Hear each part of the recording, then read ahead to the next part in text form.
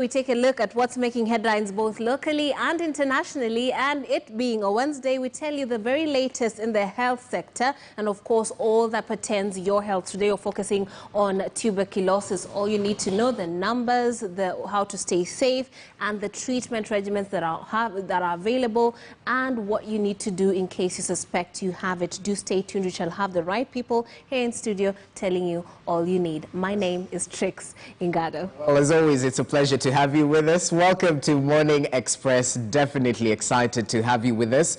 As Trix mentioned, we have an action-packed broadcast for you, taking a look at matters health, but also taking a look at the state of the economy. A lot happened yesterday evening in Parliament. They passed the supplementary budget. Of course, this was anchored with the release of funds for the Constituency Development Fund. Sort of arm twisting, but at the end of the day, the members of Parliament seem to have gotten their way, and they will definitely have their say. So we'll interrogate that particular issue, including the chaotic vaccine rollout. Kenya seems to be falling behind in terms of the Pan-African countries. Ghana, South Africa seem to be a step ahead, needless to mention Rwanda. So what exactly do we need to do in order to put this matter in properly, even as we target 30% of the population come 2023? Do stay with us for this and much more. My name is Jesse Rogers. Indeed, and all those are reflected in the dailies. But before we look at the local news, let's take a look at what is making headlines internationally. And as usual, let's start off in neighboring Uganda with the Daily Monitor this morning telling us about COVID-19. Worst, least affected districts revealed. So they're giving us a tally. They're taking a look at what's happening in the localities. And we can see here they say the analysis is based on official pandemic statistics for a year from March 21st, 2020, when Uganda registered the first index case. Next up, of course, we have also the tally from in the region: Tanzania 509, Kenya 120,910, Uganda 40,659, and Rwanda 20,761. Here we have the Citizen as well, giving us the latest from Tanzania. We know that they are still in mourning. Magufuli's state funeral was streamed by 3.9 billion people, says Premier. The Tanzanian Prime Minister Kassim Majaliwa has revealed that President Magufuli's funeral was actually viewed by many across the world. And as you can see, even in attendance locally, the attendance was quite huge. So take a look at that, find out the latest and all that is surrounding that state funeral. Of course, far from that, family loses 5 members at Magufuli's farewell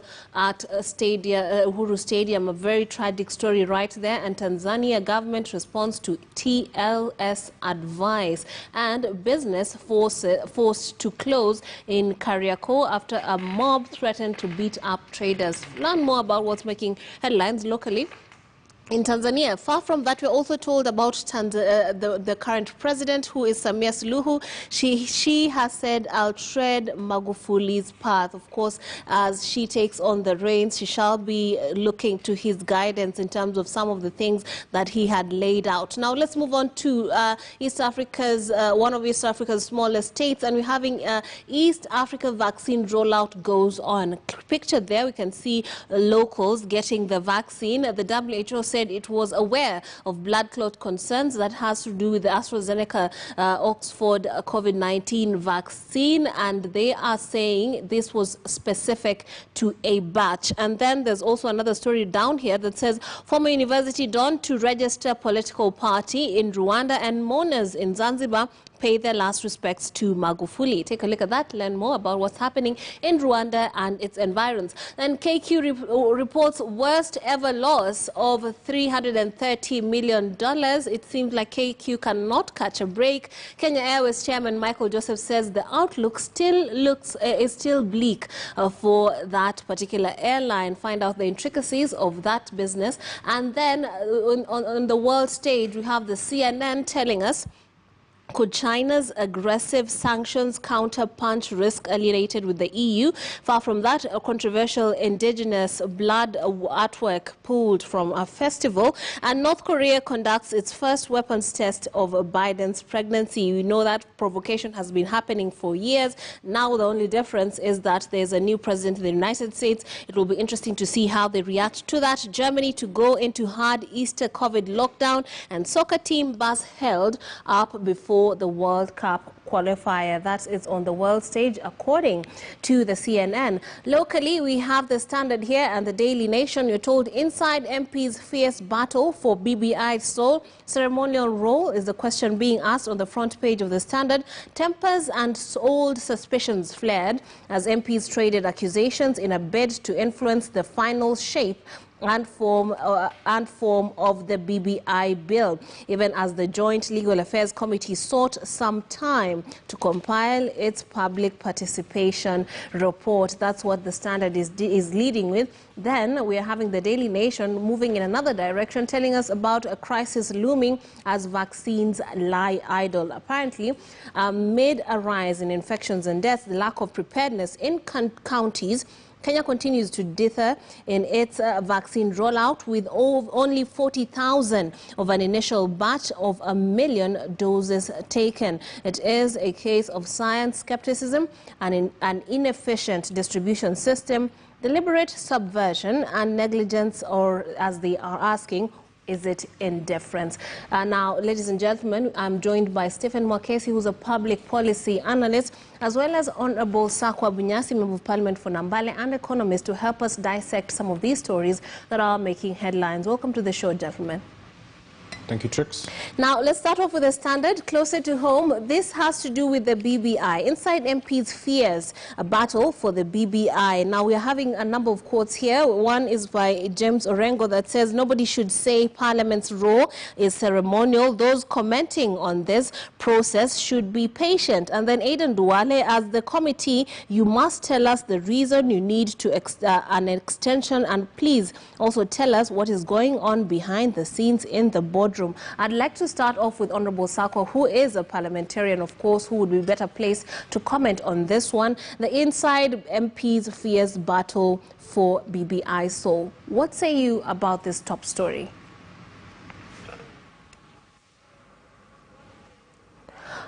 We seem to not have him ready. Let's get your take, Mr. Mwakesi. What do you make of this front page story on the Standard?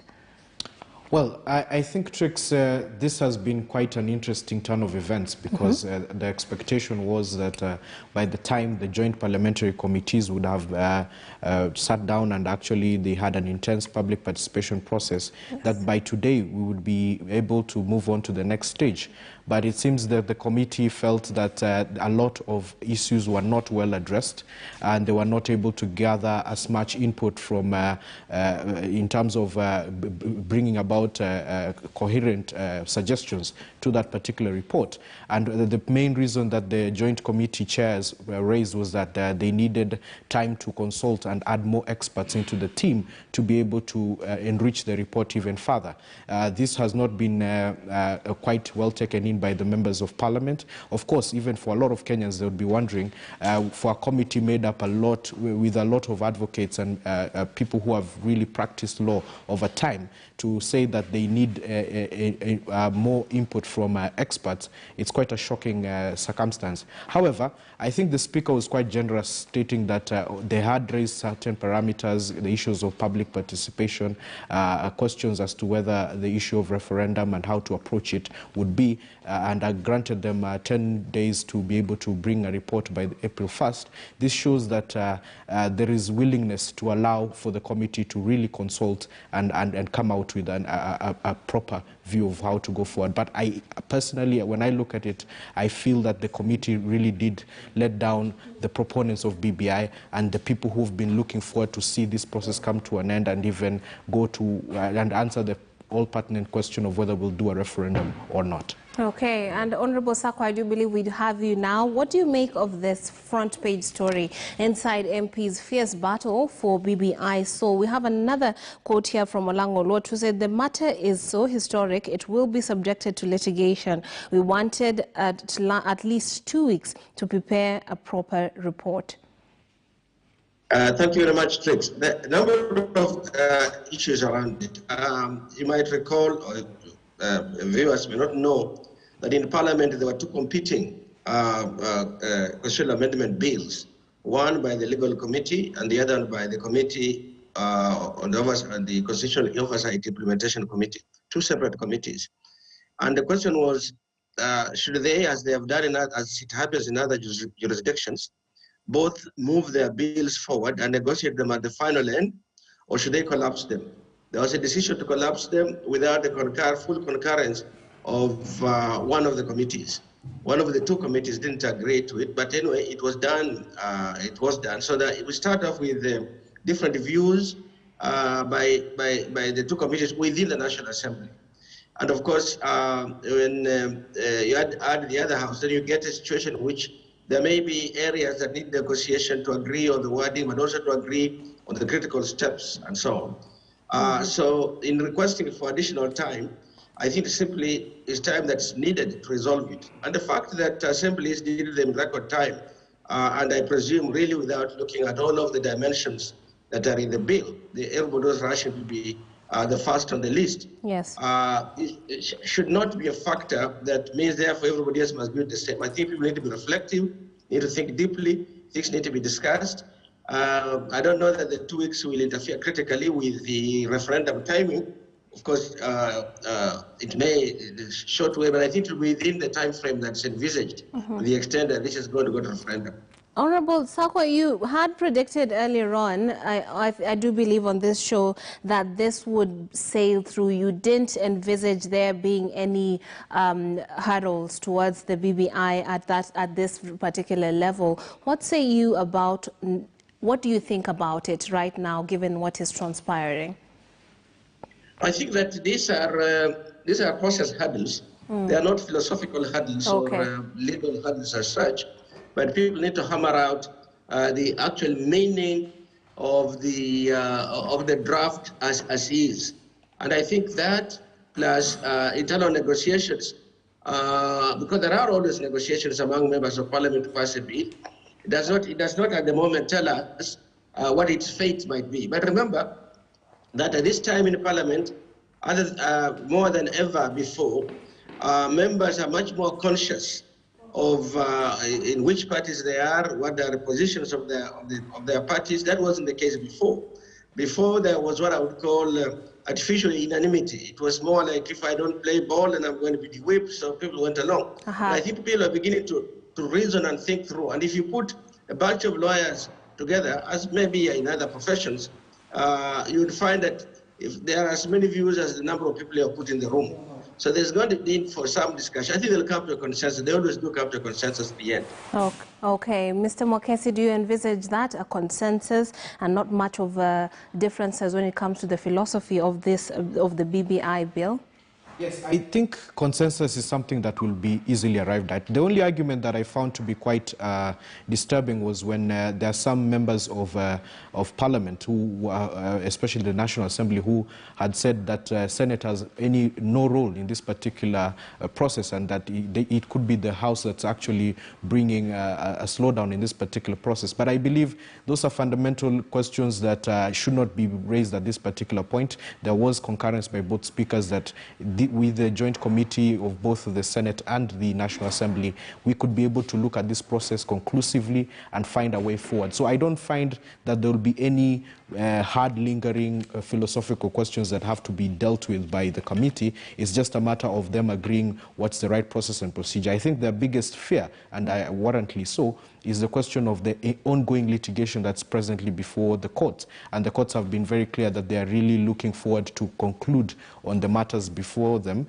So I do not feel that fear as raised by the committee members is something that would really slow down this particular process. I hope by April 1st, by the date that's been given, the committee can be able to submit its final report, and we can go forward with this process. Kenyans want to see this process concluded. We've been waiting for it for quite a while. It's held on to our main thinking for quite a bit of time, and it's very important that the House shows leadership and does proceed with this matter conclusively. Okay. Now, on the front page of the Daily Nation this morning, a political story, far from the vaccine story, we are told inside a new plot to block Ruto. This is yet another plan, basically, because we've had so many of this covered by the dailies. Honorable Sakwa, we are told this morning, Deputy President William Ruto is facing a fresh onslaught from pro-BBI leaders keen to lock him out of their region in 2022 succession race in a plan that has roped in a number of governors. The strategy was firmed up in a meeting between party leaders and President Kenyatta last week. What say you about this one? That Jubilee really is washing its dirty linen in public. It has been doing so for several months now, unfortunately. And I have a feeling, not being a Jubilee member, not being privy in any way to the internal discussions, but from what we see come out, that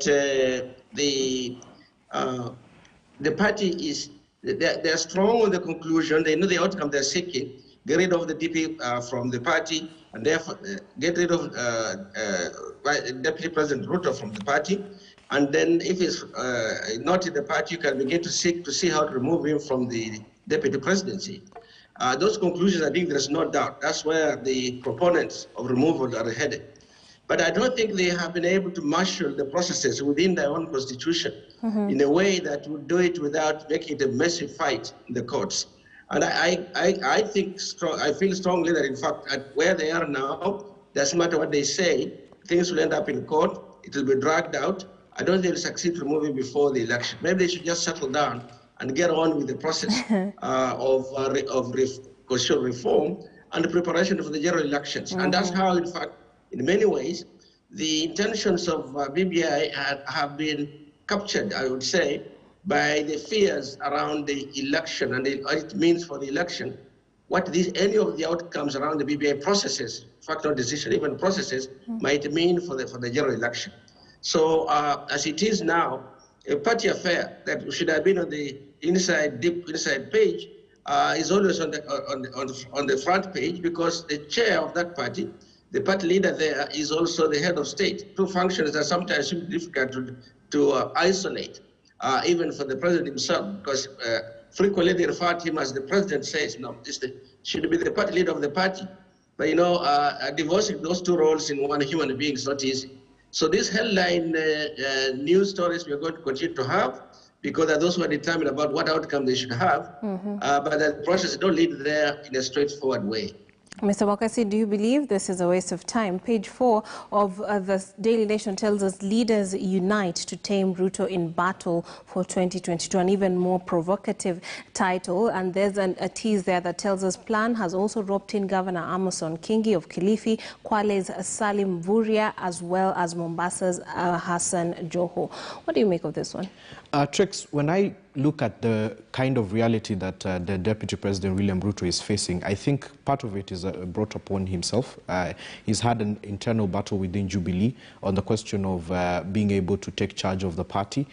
He had a very frontline role come 2017, and later on, when we found that there were wrangles within Jubilee, he later attempted to actually stamp his full authority within the party, and that was thwarted. And you can see from the statements that have been coming out of Jubilee that the committee, or the National Management Committee, has been already making a resolution to have the Deputy President removed as Deputy Party Leader. Well, as rightly said by Mheshimiwa here, this is a process that will be mired in a lot of controversy. So I think by the end of last year, the Deputy President began what was an outright move away from Jubilee. He made a full association with a party called UDA and went about doing what would be seen as national campaigns all across the the country. And you've seen the participation of UDA party in various by-elections across the country.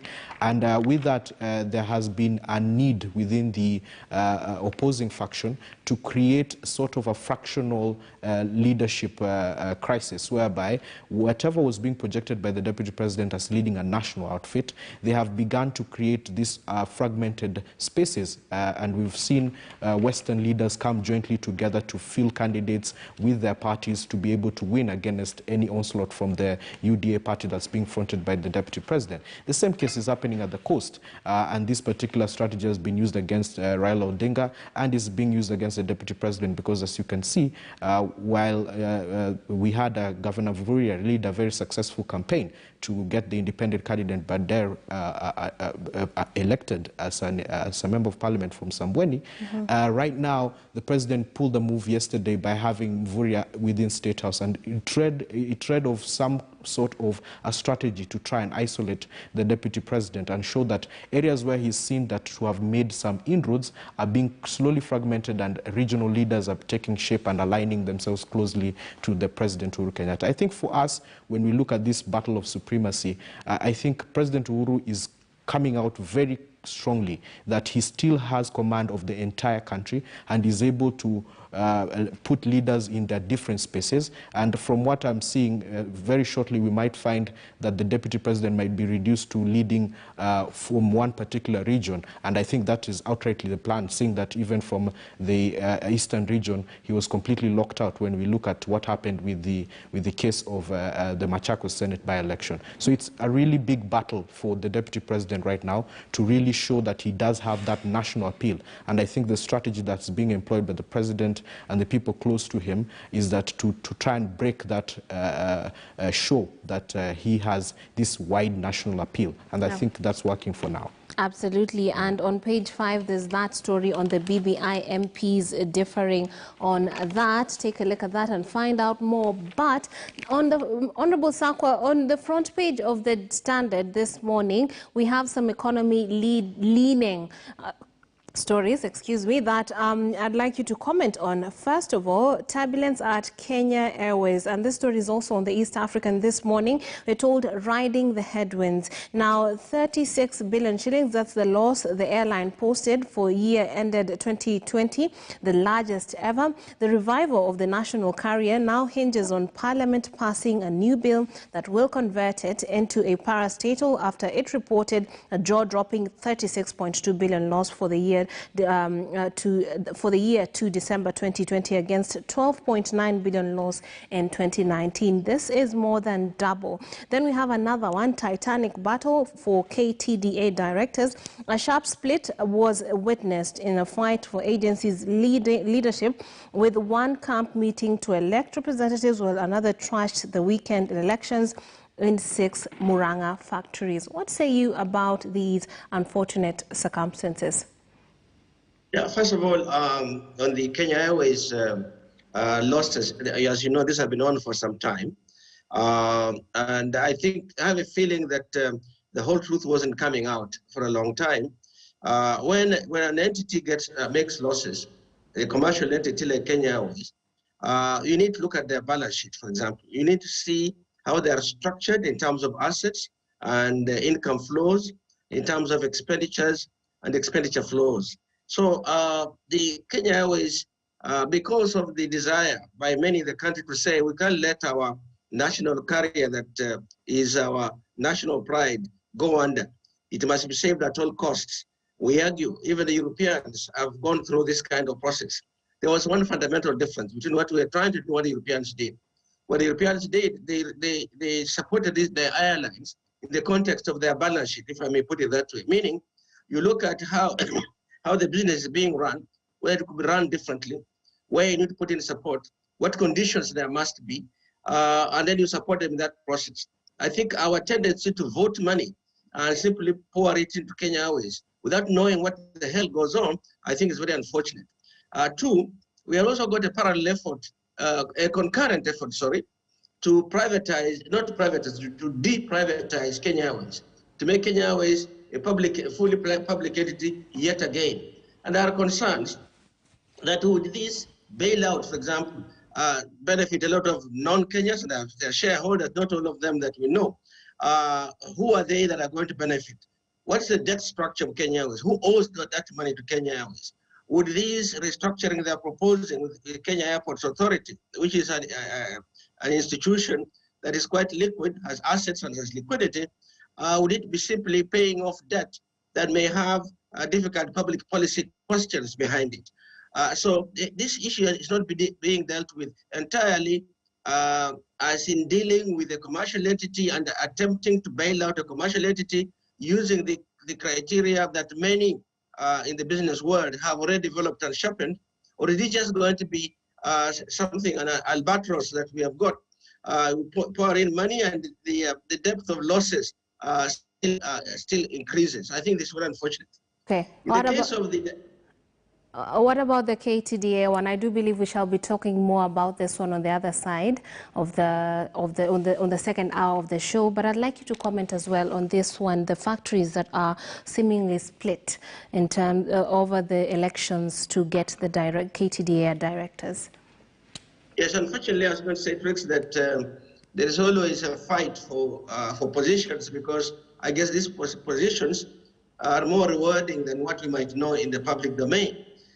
So that competition has been there for some time. I think it's unfortunate. You know, we had similar issues in coffee, and they became extremely vicious, and perhaps, in fact, they became murderous, if I may put it that way.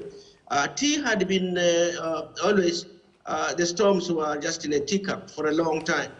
But I think now with the reforms are going to give much greater authority to the management of tea affairs. Some people want to be at the center of it. And I think it's that interpersonal and self-interest competition, I think we're going to see a lot more of it. Okay. Now let's take a look at an interesting story, a curious one, on page 4 of the Standard this morning. PS has said that there's going to be a probe on how a closed school, on how a closed school is an exam center right now. Now the interesting bit about this one is a section of the school has residential houses, and with tenants washing and hanging clothes as the exams are going on. What do you say about this, Mr. Mwakesi? Well, I think that's quite a big mishap on part of the Ministry of Education. And I think this also brings to question the level of preparedness that we were told by CS Magoha, that there has been quite an elaborate exam preparedness procedure being put in place. So to find that there is this kind of lapse to the point whereby an exam center is one that is situated in such a circumstance really shows that there are still some gaps. Well, we are really at the very tail end of this KCP process, and I think what we'd be able to see is from what has happened, considering that we had to do these particular exams at a point whereby we've come from a very difficult post-COVID era. And I think we are still grappling with a lot of these challenges going forward. But I think in terms of the ministry, there has to be very clear audit procedures in terms of their level of preparedness. And since we are going to KCSE over the next coming few days, it's very important that the ministry takes a hands-on approach to seeing that we do not have this sort of irregularities and lapses within their monitoring procedures. Okay. And Honorable Sakwa, there's another story here on page 2 of the Standard. Of course, this is in lieu of World Tuberculosis Day 2021, and we shall be discussing the details of the disease and care later on. But there is a story here that is pretty interesting. How TB patients were beaten by police and jailed for skipping drugs. Now we're having the case study here of one Daniel Ngetich and Patrick Kipngetich of Iriru village in Nandi County. 5 years ago, they failed to adhere to their treatment, exposing the public and their families to infections. The two were arraigned in court, and they had to run away from their homes because of this. And I mean, it's quite interesting how it would boil down to this. What do you make about this and the status of the treatment of tuberculosis in the nation at large?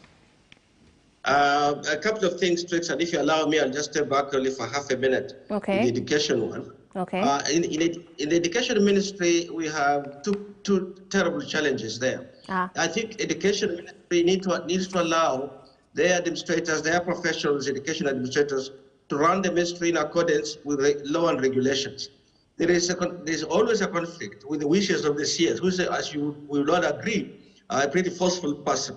I had a discussion about having police in the class in Busia County, classrooms during this test. Yes. And the dominant explanation was, we don't want to face the wrath of the CS.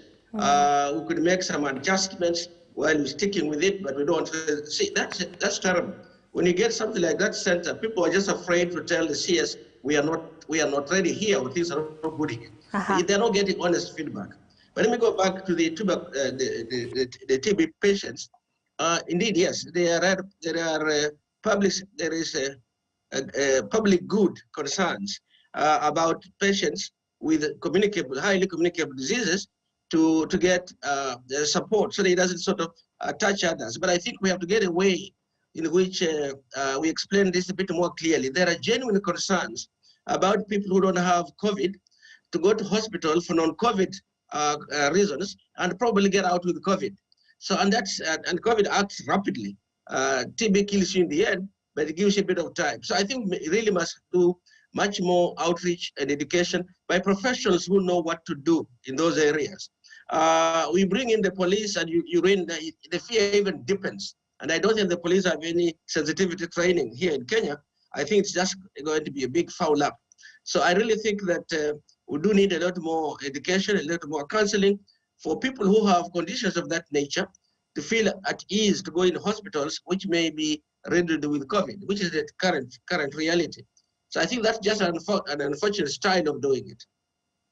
Absolutely. Now, hopefully things will make a change for the better. Later on, like I said, today is Wednesday. We focus on your health. We shall be taking a deeper look into tuberculosis, it being in lieu of the World Tuberculosis Day 2021. Now, far from that, an intriguing one as well on page 3 of the Daily Nation. Farmer's expensive dream of becoming a father ends up in tears. On calling, this has to do with surrogacy. Now, Nanyuki-based farmer Dion William Van Zart's dream of becoming a father has turned into an expensive emotional roller coaster 3 years after he hired an agency to get him a surrogate mother and an egg donor. He would in February have celebrated the 2nd birthday of his daughter, but that is not to be. He is in court right now trying to fight for those rights.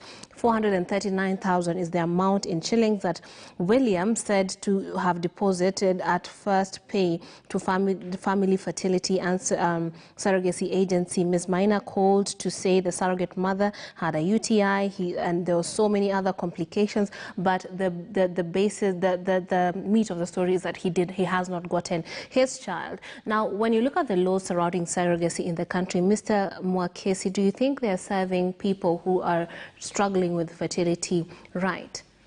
I think, Trix, this has been a very grey area in terms of even how we carry out monitoring and legislation around that particular area. I know there was a particular bill that was being fronted in the last parliament by Honorable Joyce Lay, yes. And there was a subsequent bill that was being followed up by Honorable Millicent.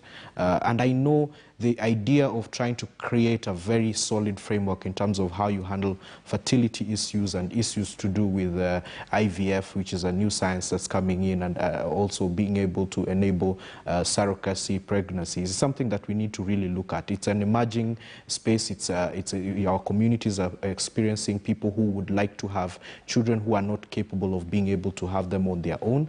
And it's very important that we regulate this sector, because from this particular case, you can see it is just because there was a real big laxity in terms of how one approaches, who do they approach in the first place? Are they even qualified? Do they have the actual requisite licenses to go about such a kind of a business? And from what I do see from this particular case, it was a profiteering element that was being done by this particular lady, who ended up taking almost 2.9 million from the gentleman in the hope that one day he will be able to have a child, because he donated the seed and he was expecting there would be a lady who was being able to provide the necessary egg and be able to fertilize through IVF and have a surrogate mother carry that child. It's very important going forward that the government and especially the medical profession comes up with very clear frameworks on who is supposed to be able to carry out these services. They should be licensed. Who else can also be able to carry a surrogate child, and then who becomes the actual father or parent to such children, and what are the mechanisms around that. The registration of such births, how is it done, and how would such a Kenyan be recognized under the law? These are the things that we really need to put a clear mechanism and framework on, and I believe this case will be one that will shed more light into how we look at it as a society, and I'm really looking forward to see how the judge will go about making this particular case come forward. But it's a simple case of obtaining money under false pretenses and not being able to provide the right service as was expected by the person. Yeah, that is the charge actually. March 12 last year, she was charged with obtaining money under false pretenses because she kept coming up with different complications, alleging the baby is breached, and then there was another complication, and by the end of it, this man had hemorrhaged so much of his funds. Honorable Bunyasi Sakwa, what do you make of this, and what do you think of the laws that surround surrogacy? It's a very sad story, but I think it's in the nature of the business of surrogacy, in which a highly and deeply human emotion of having a child or not having a child is intermixed with the commercial transaction of getting a host that will be able to carry out the surrogacy, who may have interests that are not much beyond the financial interest in it, and who may even later claim to have a deep emotional attachment to the baby, purely to be able to make a little more from the surrogate parents, from the biological donors, rather, that are behind it. It has been very emotional in other countries where they began these issues. It's going to be even more emotional in our countries where the respect for contracts is not very high, generally. And where the public information about donors is limited. In other places, you can easily find information, alternative information from public sources about who is this person, what's the background of the person. Here, our backgrounds are not always easy to find unless you go down or to the village or to the neighborhood where the person grew up. We don't have that kind of time to get information. The law is before, what Parliament is grappling with is to get a best practice law that would not only regulate, but would facilitate this process. And I can tell you that there is, well, I think we discovered there's a lot we really do not know. And if you think about possible scenarios, there are very many. So I think it's something we're going to have to develop our own track record as we go forward. But we'll continue witnessing these very difficult emotional cases as we go along, including the one we are talking about now. Okay, and hopefully the laws do change and all that with regards to that issue. But let's take a look at one last story, just briefly. Mr. Mwakesi revealed Kenya's chaotic vaccine rollout, tough wars, internal bureaucracy and failure to implement set plans by the Ministry of Health. Mandarins have left Kenya's COVID-19 response clutching at straws, with even basic activities such as the rollout of national vaccination failing to take off as envisioned. What do you make of this? This is not the first time the county governments are being accused of lack of preparedness and or bureaucracy. Trix, I think this particular matter is quite unfortunate considering the amount of press reviews and statements that were made by the Ministry of Health that they are fully prepared to be able to roll out this particular vaccination exercise, especially to the at-risk individuals, people who are at the front line, the medical officers and the security officers and teachers and things like this. But it's been quite an unfortunate one considering that there have been serious lapses in how this distribution is being done. What was considered to be a very tight, well thought out distribution network has found to be failing. There's a gross lack of resources being available to the particular teams to be able to ensure that this rollout is done smoothly. There have been huge queues around the centers where people are expected to be able to receive these vaccinations. Yesterday we were entertaining stories of hospitals being able to distribute these vaccines to people who are not meant to be receiving them in the first place. So it means that in as much as there was a a framework that was prepared by the Ministry of Health, showing a strategy on how they'll be able to roll out these vaccines to as many people as possible. There has been serious laxity on that part, and it's quite unfortunate. Honorable Sakwa, only 14,000 of the initial batch of 1 million doses have been taken. It is a case of science, skepticism, inefficient distribution systems, deliberate subversion, negligence, and indifference, according to the Daily Nation. What say you? Yeah, it's a complicated matter in my view, that in Kenya, the issue was not sufficiently canvassed by the public. The ministry was way ahead of it. They were making decisions. They were more like mini laws that they were making. I think that getting informed opinion from among the people, that wasn't really, there was not much interest in it. And now we can see the difference between even what appears like a good plan and its implementation. Clearly, there are hurdles in implementation. The other day at Rix, I listened to the chairman of the task force, the task force on the vaccine. I forget exactly how he put that. And he was saying, oh, we are not in a hurry. We are going to look at this carefully. Ours is not a matter of numbers. Ours is a matter of quality. That surprised me. I in a sense, understand what he's saying. They're trying to do things carefully. But no, here is a pandemic. It's not a matter you can come out and say we are not in a hurry. You have to be good at what you're doing in a hurry. So I think that is part of the problem we have got. That I think there's an element of bureaucratic laxity in there, in the way they're doing it. Of course, at that time, part of the concern was the blood clots, and the question whether if they hurry, they may get those cases or not be able to monitor them. But I think pandemics require that you're going to do them fast. You must have a very high batting average in it, but you can't expect perfection. We don't even understand how the disease is progressing. We don't have perfection there. So I really think that Kenyan the ministry should allow people to comment on these issues, on the strategy for distribution, on how it's actually working, and so on. You have to respect even non-technical people's views, because these are human experiences. Yeah. Absolutely. Thank you very much, Mr. Mwakesi and Honorable Sakwa. We shall continue on with them in the upcoming. After this break is an engagement on the state of the economy from the turbulence in the skies for Kenya Airways, which did not start yesterday. The rising cost of living, as well as President Uhuru Kenyatta's statement during the state funeral of the late Tanzanian President John Pombe Magufuli in Dodoma. He said Magufuli